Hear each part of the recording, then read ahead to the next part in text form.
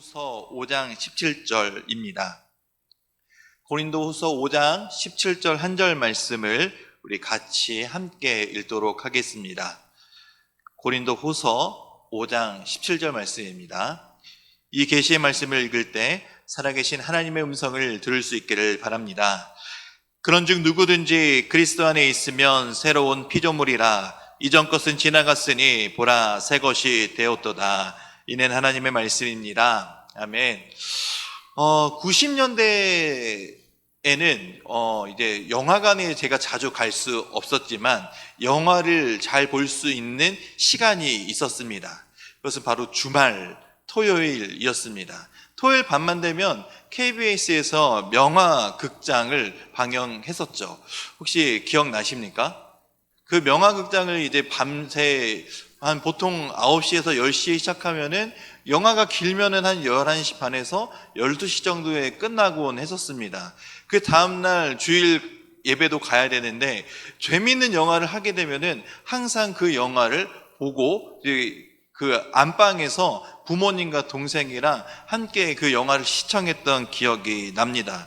근데 그 당시 방영했던 영화 중에 한 가지 기억나는 영화가 있는데 톰 행크스의 주연이 맡았던 아폴로 13호라는 영화가 있었습니다. 혹시 보신 분들이 있으시죠? 아폴로 13호. 네, 이 영화는 1970년 전 미국인들의 가슴을 졸이게 했었던 실제 아폴로 13호의 사고를 실화로 다룬 영화입니다. 실제 인물인 짐 러벨의 이야기를 토대로 1995년에 방영되기 시작했었죠. 1970년 4월 11일 발사된 지 3일째 되던 날 갑자기 우주선에 산소 탱크가 터지면서 짐 러벨 등 3명의 우주 비행사들은 생사의 기로에 놓이게 됩니다. 그때 비행선은 지구에서 32만 킬로미터나 떨어져 있었고 산소도 15분밖에 남지 않은 상태였다고 합니다. 그래서 이들은 생존을 위해서 착륙선 안으로 옮겨야만 했습니다. 착륙선 안으로 옮겨갔어도 이게 어떻게 복귀를 할지 굉장히 많은 문제들이 놓여 있었습니다. 최소한의 최소한의 산소를 확보할 수 있었지만 이들에게는 여전히 극심한 추위 그리고 배고픔 등 많은 문제가 남아 있었습니다. 그리고 이들이 살기 위해 지구로 돌아오기 위해서 다시 우주선의 궤도를 수정해야 하는데 지구에 귀환하는 데 필요한 궤도의 각도가 조금이라도 틀려진다라면은 오차가 생기면 대기권에 진입할 때 다 타가지고 재가 되어서 죽거나 아니면 대기권 밖으로 튕겨져 나가서 영원한 우주의 미아가 될 수밖에 없는 수많은 변수들이 이들을 기다리고 있었습니다. 그러나 궤도를 수정하지 않으면 어차피 죽고 이판사판으로 위험을 감수하고 용기를 내어 궤도를 수정합니다. 그리고 마침내 그들은 태평양에 안전하게 착륙하게 되어 이 땅에서 안전한 삶을 다시 살 수 있게 되며 이 아폴로 13호는 성공적인 실패라는 말로 기억되고 있다고 합니다. 우리가 살아가는 이 세상은 어떻게 보입니까? 우리가 살아가는 이 세상 망해 가고 있는 것처럼 보이십니까? 제 생각에는 제 눈에는 아직 망할 것 같지 않아 보입니다. 종말이라는 말과 전혀 어울리지 않는 시대, 그 세상이 지금 우리가 살아가는 세상이 아닐까 싶습니다. 그렇기에 대부분의 사람들은 자기의 삶의 안위에 만족하며 살아가고 있죠. 그러나 이 세상에 살아가는 대부분의 사람들은 깨닫지만 못할 뿐, 이 세상은 분명하게 종말을 향해 달려가고 있다라는 것입니다. 세상의 종말이든 개인의 죽음이 다가오는 개인의 종말이든 어떠한 방향으로든 이 세상을 살아가고 있는 모든 사람들에게 아폴로 13호에 타고 있는 비행사들과 똑같은 비슷한 상황에 놓여 있다라는 것이죠. 상황이 급박한 상황만 아닐 뿐 지금을 살아가는 이 세상은 종말을 향해 달려가고 있다는 것입니다. 이런 종말을 향해 살아가는 모든 인생들에게 성경은 변화되어야 된다라고 말씀하고 있습니다. 죄의 상태로 그대로 있으면 사망이라고 분명하게 말씀하고 있죠. 죄의 삭은 사망이니, 죄의 삶이라는 이런 궤도에서 생명의 삶으로 우리의 궤도 자체를 과감하게 수정해야 된다라는 것이죠. 예수 믿는 사람들을 핍박했던 사도 바울에게 다메섹 사건을 계기로 그의 인생의 궤도 수정을 할 수밖에 없었던 큰 변화가 일어나지 않았습니까? 그 다메섹 도상에서 예수 그리스도를 만난 사도 바울은 완전히 새로운 사람이 되었습니다. 새로운 사람으로 변화되는 세상의 여러 가지의 것들을 가지고 자랑하는 사람들에게 나도 변하기 전에는 그런 것들을 자랑하고 추구하는 사람이었지만 이제는 나는 그것보다 더 가치 있고 명확한 예수님을 위해 살게 되었다라고 말을 하며 그는 진정한 변화된 삶을 살아나갔습니다. 그렇기 때문에 사도 바울뿐만 아닌 이 세상을 살아가고 있는 모든 죄인들은 예수 그리스도를 만나 그 궤도를 수정해야 됩니다. 예수님을 만날 때만이 인생의 진정한 변화가 일어나기 때문입니다. 오늘 본문 말씀을 다시 한번 읽겠습니다. 누구든지 그리스도 안에 있으면 새로운 피조물이라, 이전 것은 지나갔으니 보라 새 것이 되었도다. 아멘. 이 누구든지는 모든 사람을 포괄적으로 지칭하는 단어입니다. 그러니까 어떤 사람이든지, 어떤 흉악한 살인범이든지, 아니면 평범한 사람들이든지 아무나 상관하지 않고 누구나 예수님을 만나게 된다면 새로운 피조물이 된다라고 말씀하고 있죠. 이전 것은 지나간 과거의 삶, 즉 우리 자신이 죄인인지도 모르고 하나님을 대적하는 삶을 살고 있었다라는 것을 뜻하지만, 새 것이란 것은 예수 그리스도를 만나고 죄사함을 받은 은혜로운 삶, 뉴 라이프를 의미합니다. 즉 새 것은 내가 죄인임을 깨닫고 주님의 십자가 앞에 내가 죄인임을 고백하며 나는 이제 나를 위해 죽으시고 부활하신 예수님의 사랑을 알고 그 예수님을 위해 살아가는 죄악된 습관을 청산하고 새로운 삶을 살아가기를 다짐하는 사람들이 바로 새 것이라고 하는 것입니다. 그렇기 때문에 누구든지 예수님을 만나면 변화될 수 있습니다. 그것이 아무리 악한 사람이든 악하지 않은 사람이든 상관하지 않고 예수님의 복음은 그 인생을 변화시킬 수 있는 능력이 있다라는 것이죠. 그렇기 때문에 이 세상에서 가장 복된 만남, 가장 축복된 만남은 바로 예수 그리스도를 만나는 만남입니다. 예수님을 만나 축복된 삶, 그리고 그것이 정말 복된 삶인 것을 믿으시기 바랍니다. 볼지어다 내가 문 밖에 서서 두드리노니 누구든지 내 음성을 듣고 문을 열면 내가 그에게로 들어가 그와 더불어 먹고 그는 나와 더불어 먹으리라 말씀하신 이 말씀처럼 예수님 안에 살게 된다면 주님께서 주시는 모든 은혜로 우리 하루하루의 삶, 그리고 모든 인생을 살아갈 수 있는 힘을 얻게 됩니다. 여기까지가 우리가 다 알고 있는 사실이죠. 우리가 다 믿고 알고 있는 사실들입니다. 그렇다면 질문을 하나 드리겠습니다. 진짜 새로운 피조물로 인생을 살고 계십니까? 이전 것에 죄인된 삶을 버리고 예수님을 만나며 새로운 삶으로 살아가는 삶을 살고 계십니까? 그렇다면 우리는 이전에 죄인이었을 때 추구했던 것을 다 버리고 살아야 됩니다. 우리는 예수 그리스도 안에 있는 새로운 피조물이 되었습니다. 죄인의 신분이 아닌 의인의 신분으로, 하나님의 백성으로, 하나님의 자녀로 새로운 존재가 된 것입니다. 새로운 피조물이란 예수 그리스도의 은혜로만 만족하며 살아가는 존재들입니다. 그렇기 때문에 세상의 가치관이 아니라, 세상에 따라가는 삶이 아니라 말씀이 우리에게 들려주시는 그 가치관을 들고 살아가는 것, 즉 하나님의 가치관, 예수 그리스도의 은혜로 사는 것이 바로 새로운 피조물들인 우리들의 삶이 되어야 한다는 것입니다. 우리가 새로운 피조물로 살아간다면 변화되어야 할 것이 있습니다. 그것은 먼저 우리의 가치관이 변화되어야 됩니다. 이 세상을 살아가는 모든 사람들은 저마다 각자의 가치관을 가지고 있습니다. 각자의 기준을 가지고 가치관을 가지고 이 세상을 살아갑니다. 그 가치관은 사람들로 하여금 어떤 방식으로 행동하는 원리나 믿음 또는 신념을 의미합니다. 즉 가치관이란 한 인간이 무엇을 믿고 무엇을 따르고 있으며 무엇을 지지하며 무엇을 중요하게 생각하느냐에 따라서 그 인생이 달라진다라는 것이죠. 이러한 가치관은 우리의 행동과 사고 그리고 일상생활의 모든 결정과 선택에 있어서 중요한 기준으로 작용하게 됩니다.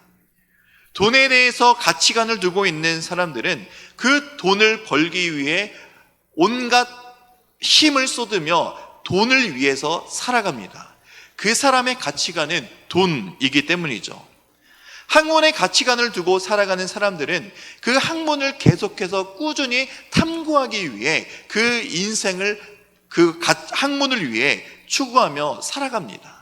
또는 권력을 가치에 두고 살아가는 사람들은 그 권력에 그 가치를 두고 살아가고, 자녀들의 그 가치관이 있다면 그 자녀들을 위해 살아가는 인생들이 바로 그 가치관에 따라 삶이 바뀐다라는 것입니다. 그러면 우리는 어떠한 가치관을 두고 살아야 되겠습니까? 우리는 예수 그리스도가 우리의 가치관이 되어야 되고 우리의 자랑이 되어야 합니다. 빌립보서 3장 7절에서 9절 말씀에서는 사도 바울은 이렇게 고백하고 있습니다. 우리 말씀을 함께 읽겠습니다. 그러나 누구든지 내게 유익하던 것을 내가 그리스도를 위하여 다 해로 여길 뿐더러 또한 모든 것을 해로 여김은 내 주 그리스도 예수를 아는 지식이 가장 고상하기 때문이라. 내가 그를 위하여 모든 것을 잃어버리고 배설물로 여김은 그리스도를 얻고 그 안에서 발견되려 함이니 내가 가진 의는 율법에서 난 것이 아니요 오직 그리스도를 믿음으로 말미암은 것이니 곧 믿음으로 하나님께로부터 난 의라. 아멘. 사도 바울은 예수 그리스도를 만나기 전 자신의 삶을 이렇게 고백하고 있던 것입니다. 사람들이 자랑하는 것을 최고의 가치로 여겨며 살았었고, 자신에게 유익했던 모든 좋은 것, 그리고 훌륭한 가문, 최고의 지식을 가지고 있었고 최고의 로마 신분이라는 그 신분을 가지고 있었으며, 육체적으로 세상적으로 사람들이 자랑하는 모든 것이 사도 바울에게 있어서 최고의 가치였지만 예수님을 만난 이후로 그런 모든 것들이 다 배설물처럼 여겨졌다라고 고백하고 있는 것입니다. 왜 사도 바울이 이렇게 고백할 수 있었겠습니까? 예수 그리스도를 만난 것이 가장 큰 가치관의 변화를 가져온 것이며 그의 생각과 그의 삶에 놀라운 변화를 가져다 주셨기 때문입니다. 그렇기 때문에 사도 바울은 자기가 가지고 있는 모든 것들이 하나님을 아는 지식에 이르는데 장애물로 여겼다라고 고백하고 있는 것이죠. 그래서 세상에 있는 모든 것들이 당연하게 배설물처럼 여겨지게 된 것입니다. 사도 바울에게 있어서 예수 그리스도는 그의 인생의 베스트 오브 베스트였습니다. 가장 최고의 것, 가장 최고의 자랑거리, 그것은 세상에 있는 것이 아니고 내가 가지고 있는 것이 아니고 나를 죄에서 구원해 주시고 새 삶을 허락해 주신 바로 예수 그리스도, 그가 사도 바울에게 있어서 가장 최상의 가치였습니다. 이런 가치를 두고 살았기 때문에 사도 바울은 예수를 위해 죽고 예수를 위해 사는 삶을 살아온 것입니다. 사도 바울은 자신에게 있어서 자신의 목숨보다 중요한 분이 바로 예수 그리스도였음을 누구보다 깊이 깨달은 사람이었습니다. 그렇기 때문에 사도 바울처럼 예수 그리스도를 만나면 사람들은 변화될 수 있습니다. 죄로부터 해방되고 문제로부터 자유로울 수 있는 그 능력을 주신 분이 바로 예수 그리스도입니다. 그러나 여전히 우리의 삶을 돌아보면 예수님을 위해 살아간다고 하지만 여전히 내 삶에 남아있는 이 세상의 가치관을 추구하는 것들이 있지 않으십니까? 않으십니까? 저만 있으신가 보네요. 그러나 우리는 각자 여전히 가지고 있는 가치관들, 세상적인 가치관들이 조금씩은 있을 것입니다. 중요한 것은 우리가 그것을 하루에 하나씩이라도 놓고 살아갈 때 우리의 가치관이 예수 그리스도로 충만하게 변화될 줄을 믿는다라는 것이죠. 우리를 살리시기 위해 생명의 빛을 우리에게 비춰주시기 위해 그 수치스러운 십자가를 지신 예수 그리스도께서 우리의 삶의 가장 큰 최고의 가치관이 되어야 합니다.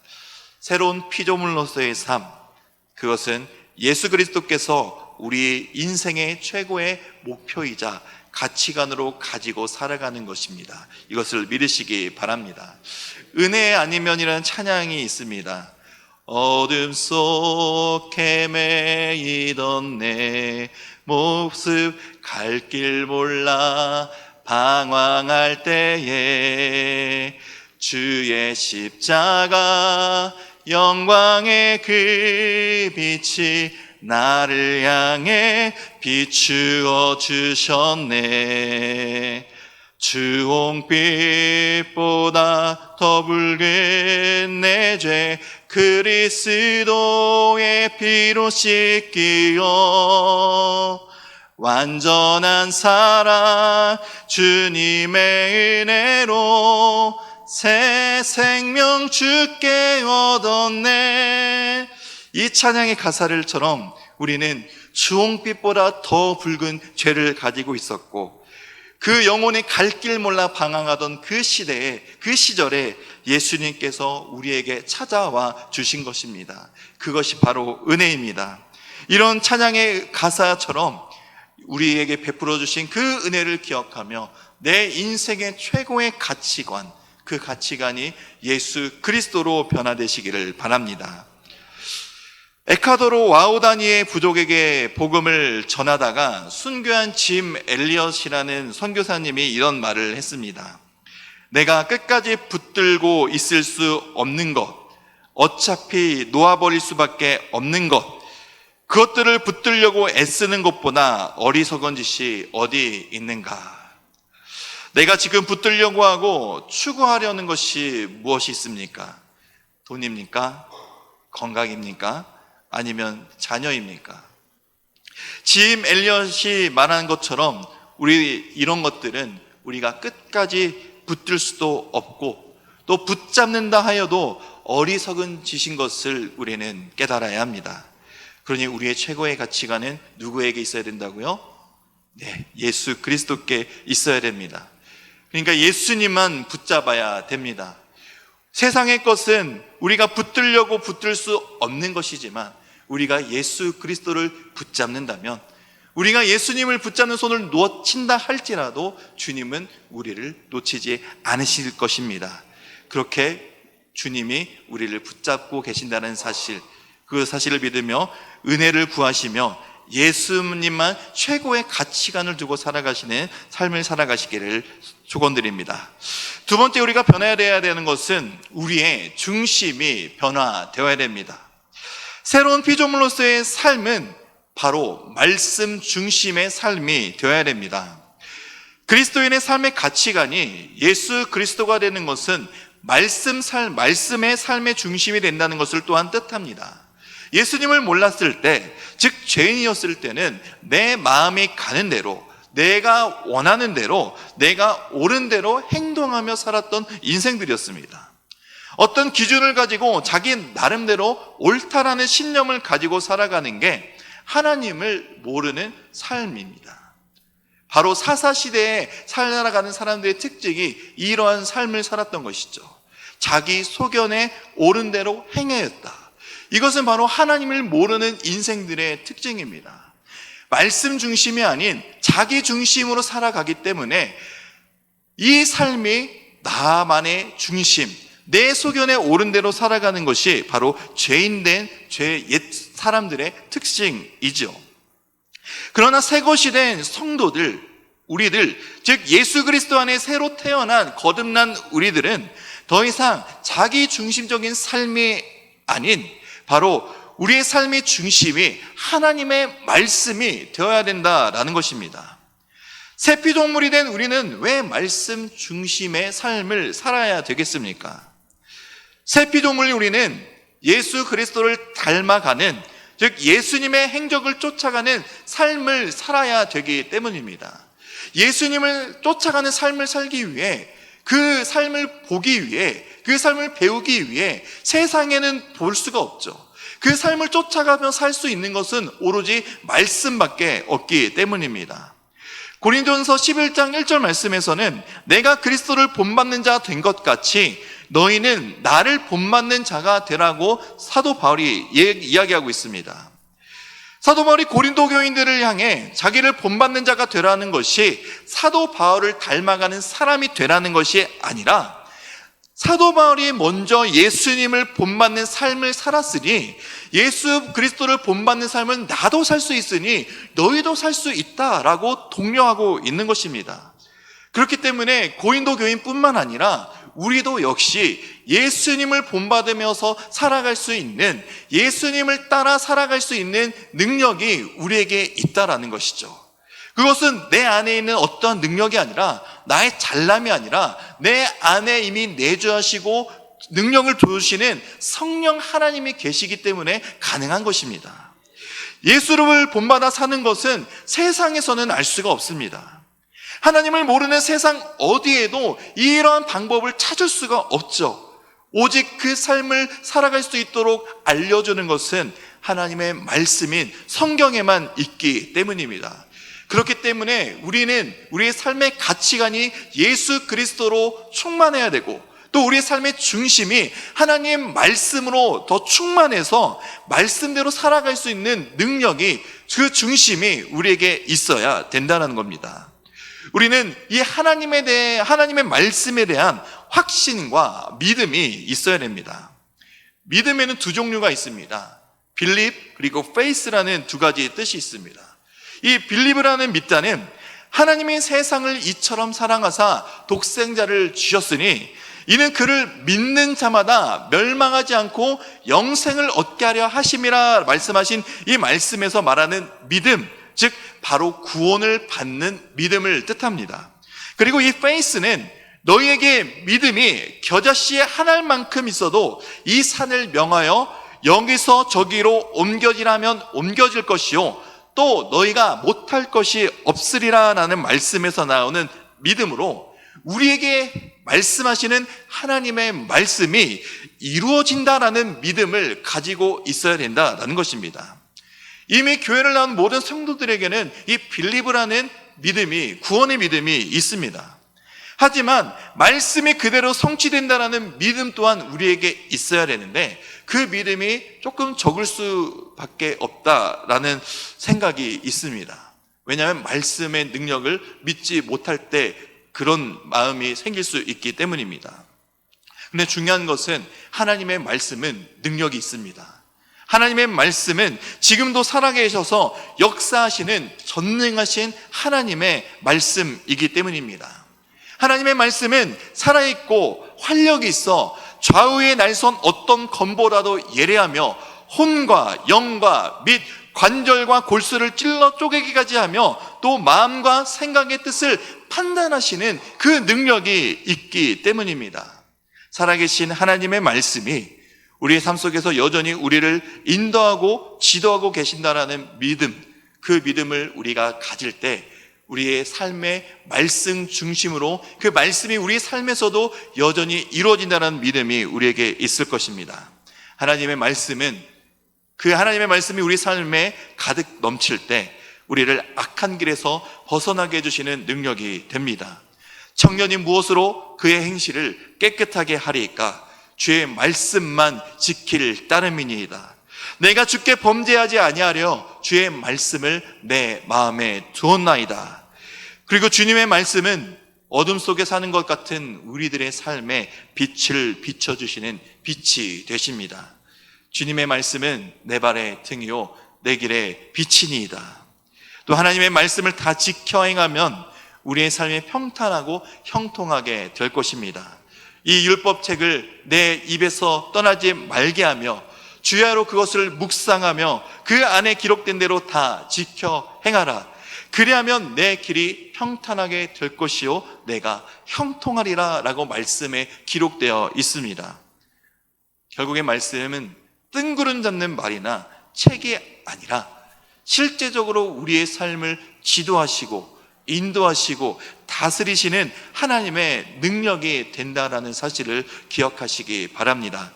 그렇다면 우리는 이 말씀을 옆에 놔야 될까요? 아니면 뒤에 놔야 될까요? 앞에 놔야 될까요? 내 중심에, 내 마음 가운데 주시기 바랍니다. 그럴 때 우리의 인생이 새로운 피조물로 새 삶을 살아가는 인생이 되어질 수 있습니다. 하나님의 말씀이 인생을 인도해 주시는 방향키가 된다는 사실을 늘 기억하며 우리는 이전에 죄인된 습성을 가진 죄인이 아닌 예수 그리스도로 인해 새로운 것이 되었음을, 그렇기 때문에 새 삶을 살아야 함을 기억하시기 바랍니다. 이전에 추구하던 모든 것들 다 버리시기 바랍니다. 한 번에 버릴 수 없으면 조금씩 다 버리시기 바랍니다.